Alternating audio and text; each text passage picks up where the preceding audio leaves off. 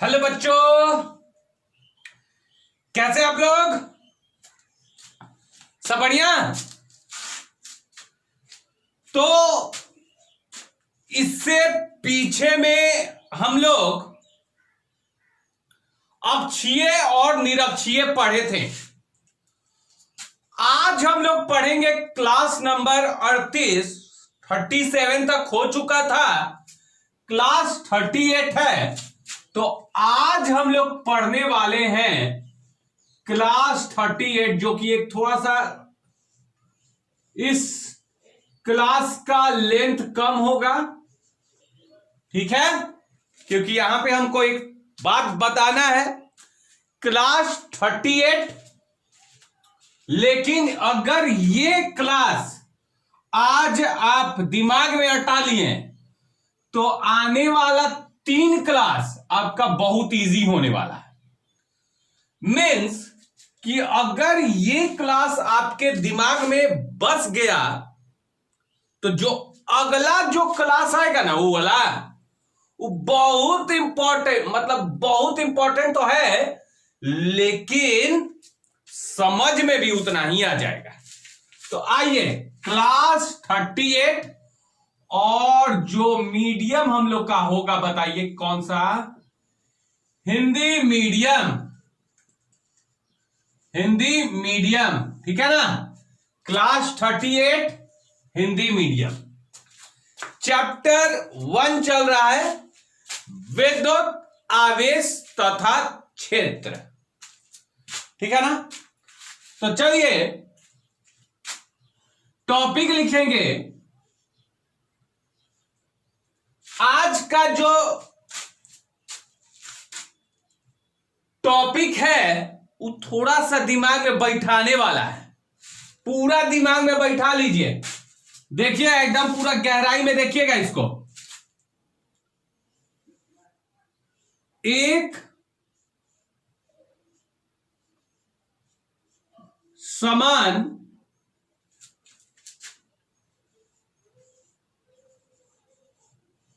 विद्युत क्षेत्र में,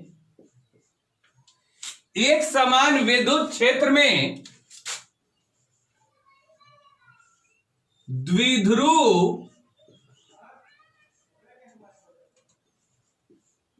पर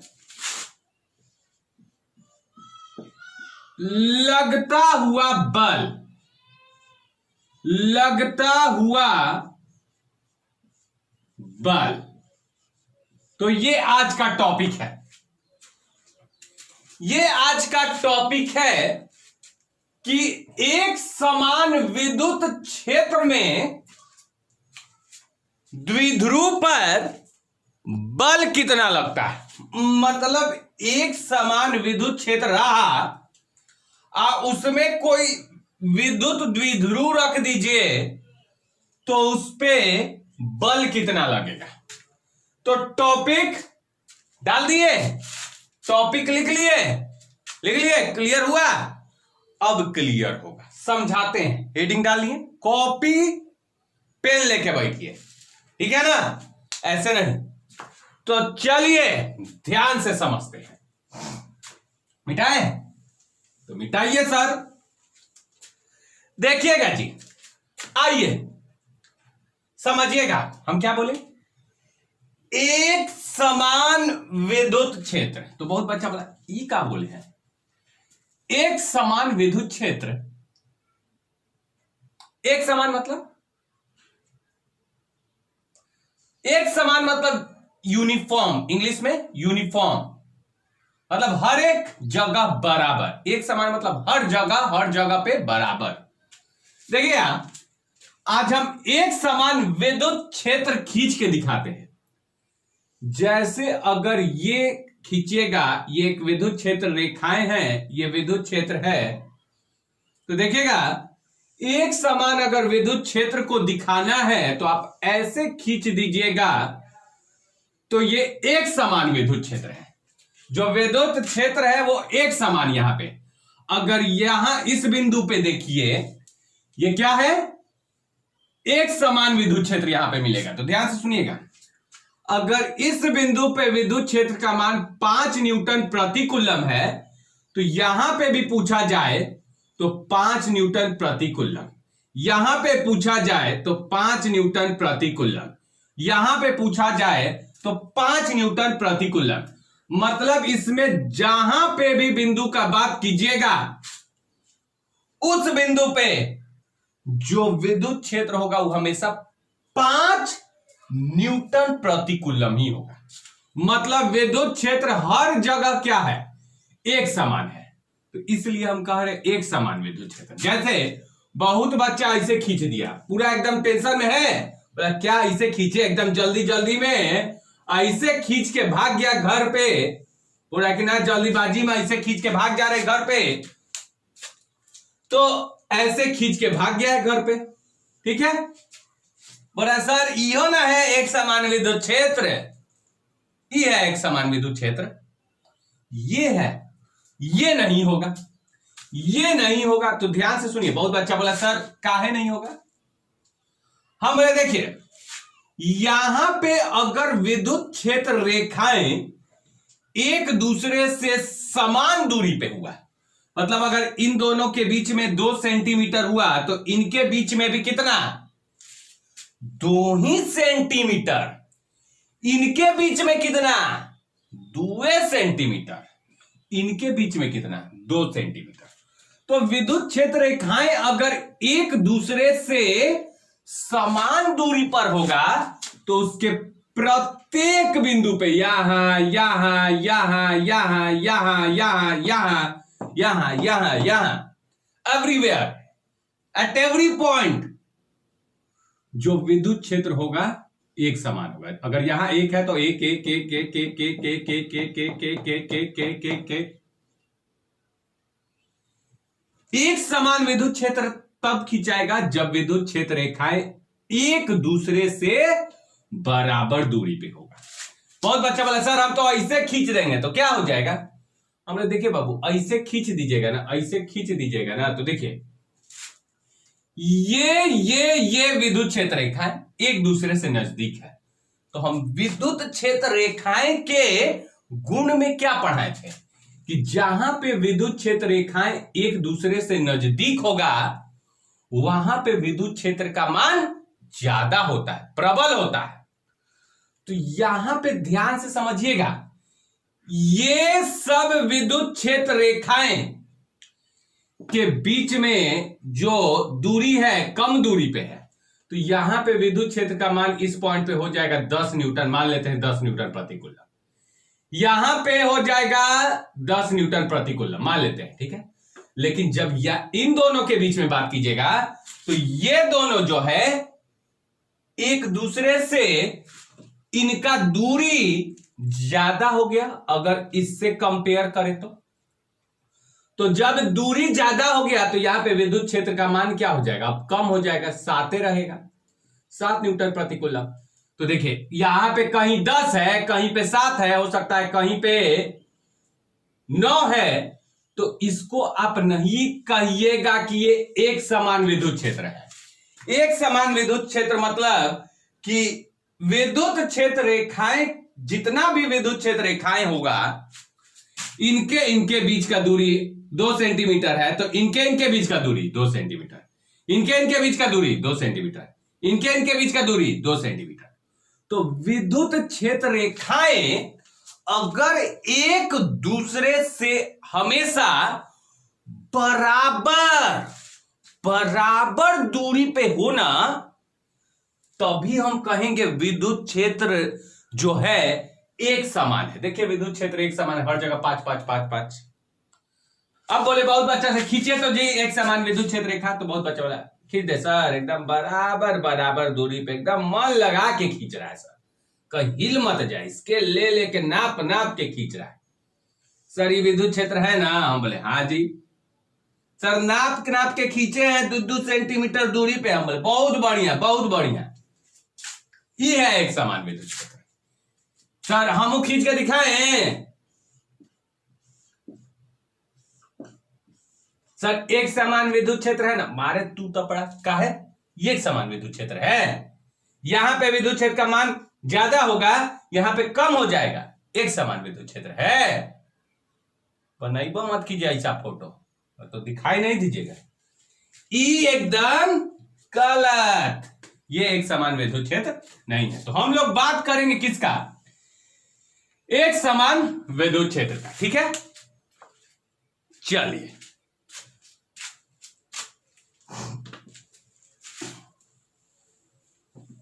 देखिएगा, आइए समझते हैं। अब यहां पे हम 3 पॉइंट लिखवाएंगे। पहला पॉइंट लिखवाएंगे, ध्यान से सुन लीजिएगा। अगर कोई एक समान विद्युत क्षेत्र में, अगर कोई एक समान विद्युत क्षेत्र में, ये कोई एक समान विद्युत क्षेत्र है, ठीक है। फिर क्या है हमारे, क्योंकि विद्युत क्षेत्र सदिश राशि है। तो एक समान विद्युत क्षेत्र में अगर आप कोई आवेश रखिएगा ना, या तो धन आवेश रखिएगा या तो ऋण आवेश रखिएगा, तो इस आवेश पे ध्यान से सुनिएगा, एक समान विद्युत क्षेत्र में अगर कोई आवेश रखिएगा तो इस आवेश पर बल लगता है, धक्का लगता है, इस पे बल लगने लगता है। बहुत बच्चा बोला सर कैसे, तो हम बोले ध्यान से देखिएगा, जब यहां पे हम कोई आवेश बनाते थे, ये विद्युत क्षेत्र था, जो पीछे क्लास में पढ़ा है वही समझ सकता है चीज। हम जब कोई परीक्षण आवेश को रखते थे, तो कोई आवेश को, जब हम इस आवेश को रखते हैं विद्युत क्षेत्र में, तो इस पे बल लगता था तो फेंकाता था कि नहीं। जिस रास्ता पे चला था उसी रास्ता को हम क्या कहते थे, याद है, विद्युत क्षेत्र रेखाएं। तो बताइए इस आवेश पे बल लगा था कि नहीं लगा था, सर लगा था, तबे ना फेंका रहा था बाहर। हम बोले हाँ। तो सुन लीजिए, इसी प्रकार से अगर कोई आवेश को विद्युत क्षेत्र में रखिएगा, अभी एक समान विद्युत क्षेत्र का बात कर रहे हैं, अगर विद्युत क्षेत्र में रखिएगा तो इस पे बल लगता है, जानते हैं कितना, इस पे बल, इसको धक्का लगेगा, इस पे बल लगेगा, F बराबर QE। दिमाग में बैठा लीजिए कि अगर आवेश को विद्युत क्षेत्र में रख दिया जाए, अगर आवेश को विद्युत क्षेत्र में रख दिया जाए तो इस पे बल कितना लगता है, F बराबर QE। अब बल का देखिए, अगर धन आवेश रखिएगा ना, धन आवेश, तो इस पे बल लगेगा कितना, F बराबर QE। लेकिन बल इस पे इधर लगेगा कि इधर लगेगा, तो हम बता दें, अगर प्लस आवेश रखिएगा तो बल इस पे लगेगा F बराबर QE, इस दिशा में, ठीक है ना, F बराबर QE इस दिशा में लगेगा। लेकिन अगर ऋण आवेश रखिएगा, अगर ऋण आवेश रखिएगा तो इस पे बहुत बच्चा बोला, तब सर इस पे बल कितना लगेगा, उस पे तो लगेगा F बराबर QE। बहुत बच्चा बोला सर F बराबर QE कैसे लिख रहे हैं, हम बोले याद कीजिए, जब पढ़ाए थे विद्युत क्षेत्र, तो विद्युत क्षेत्र का हम फॉर्मूला क्या दिए थे, F बाई Q, मतलब बल, अब बट्टा में आवेश, एकदम स्टार्टिंग विद्युत क्षेत्र का। तो बताइए यहां से बल निकालिएगा तो बल बराबर Q इंटू E नहीं आ जाएगा। अरे विद्युत क्षेत्र के सूत्र में देखिए ना जी, पहला उस दिन जिस दिन हम पढ़ाए थे विद्युत क्षेत्र क्या है, उसमें ये फॉर्मूला आया था कि नहीं आया था। तो यहां से F निकालिएगा तो Q इंटू E नहीं हो जाएगा, वही बात है। तो इसलिए तो दिमाग में बैठाइए, जब एक समान विद्युत क्षेत्र रहेगा और उसमें आवेश रखिएगा तो बल कितना लगेगा, QE। कितना बल लगेगा, QE। लेकिन अगर प्लस आवेश होगा तो इस पे बल का दिशा किधर होगा, इधर की ओर। इस पे बल कहां लगेगा, इधर की ओर। और बच्चा अच्छा सर माइनस रखिए तो, माइनस रखिए तो क्या होगा, बोले अगर माइनस रखिएगा तो माइनस पे भी बल लगेगा क्यू ई ही, इतना ही लगेगा, लेकिन इसका दिशा विद्युत क्षेत्र के मतलब बल इस पे किधर बल लगा है, ऐसे बल इस पे इधर लगा है, इस पे किधर लगा है, इधर की ओर, इधर की ओर। तो ध्यान से सुनिएगा, अगर फोटो बना देंगे क्या कि पहला पॉइंट फोटो बना देंगे तो ये एक समान विद्युत क्षेत्र है, कॉपी में उतारते जाइएगा, ये एक समान विद्युत क्षेत्र है ना, इसको ई से सूचित कर रहा है, ठीक है। अगर इसमें कोई धन आवेश रख दीजिएगा, मतलब प्लस, ठीक है, प्लस रख दीजिएगा, तो इस पे बल किधर लगेगा, इधर में लगेगा, मतलब ये जाएगा कहां, ये फेंकाएगा कहां, इस पे जब बल इधर लगेगा तो आवेश किधर फेंकाएगा, ऐसे इधर की ओर, ठीक है। अब बल कितना लगेगा, F बराबर क्यू ई। अभी फॉर्मूला बता दिए तो दिमाग में, अगर रोड पे साइकिल चला रहे हैं, कोई पूछ दिया कि अगर कोई आवेश को विद्युत क्षेत्र में रखिएगा तो उस पे बल कितना लगता है, तो क्या बोलिएगा, F बराबर क्यू ई। क्यू क्या है, ये है, अब विद्युत क्षेत्र ई है, ठीक है। पहला दिमाग बैठा लीजिए। अब दूसरा, अगर एक समान विद्युत क्षेत्र है, अगर एक समान विद्युत क्षेत्र है, विद्युत क्षेत्र है ई, अगर इसमें माइनस क्यू रख दिए,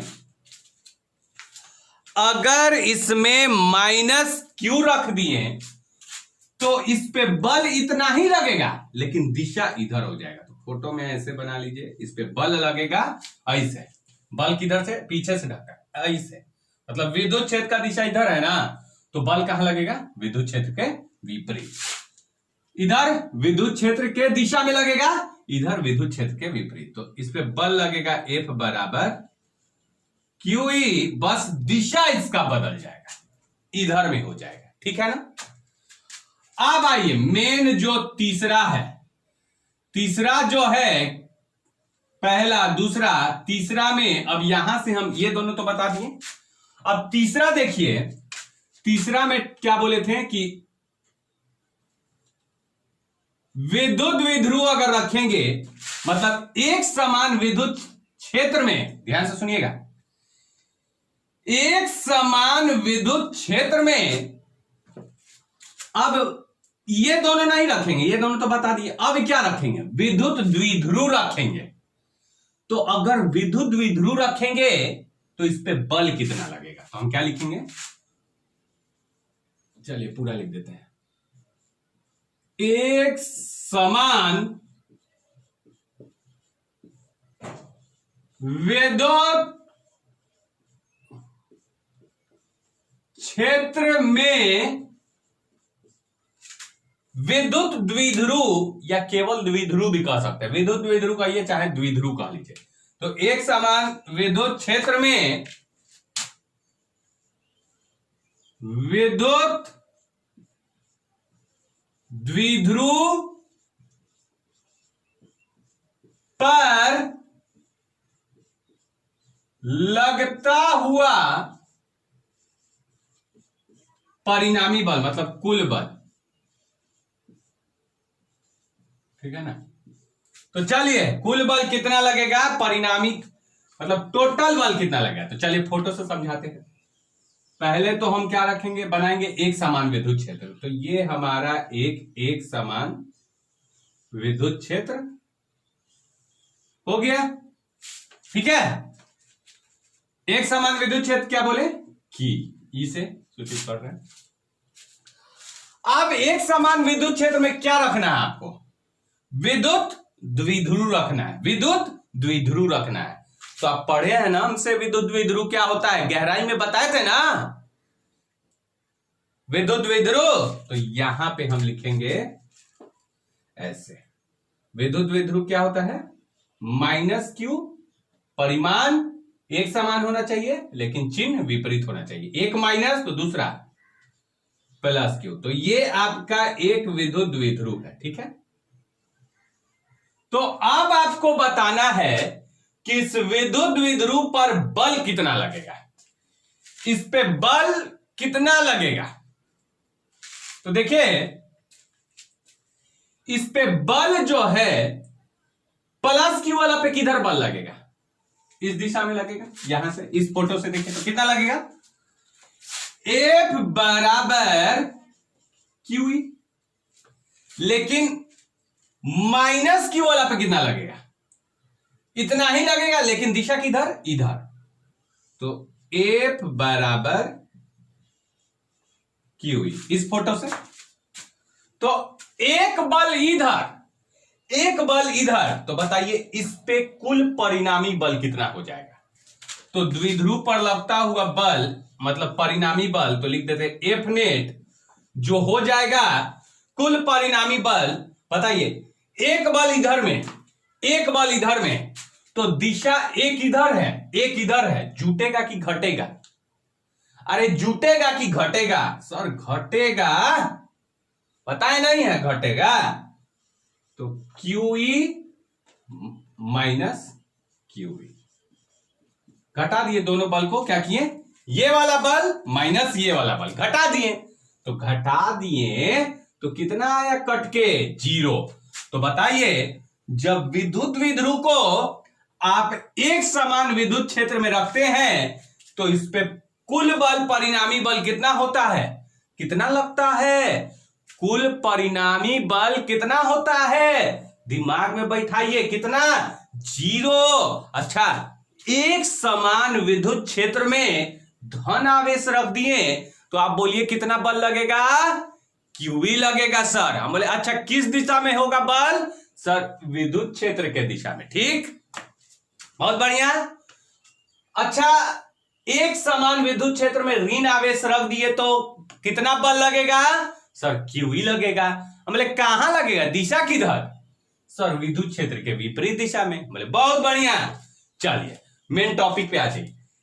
एक समान विद्युत क्षेत्र में अगर आप विद्युत द्विध्रुव रखिएगा तो उस पे बल कितना लगेगा सर, प्लस, द्विध्रुव माने माइनस प्लस, तो इस पे लगेगा F बराबर QE, इधर भी F बराबर QE, क्योंकि दोनों का दिशा विपरीत है इसलिए दोनों कट के कितना हो गया, 0।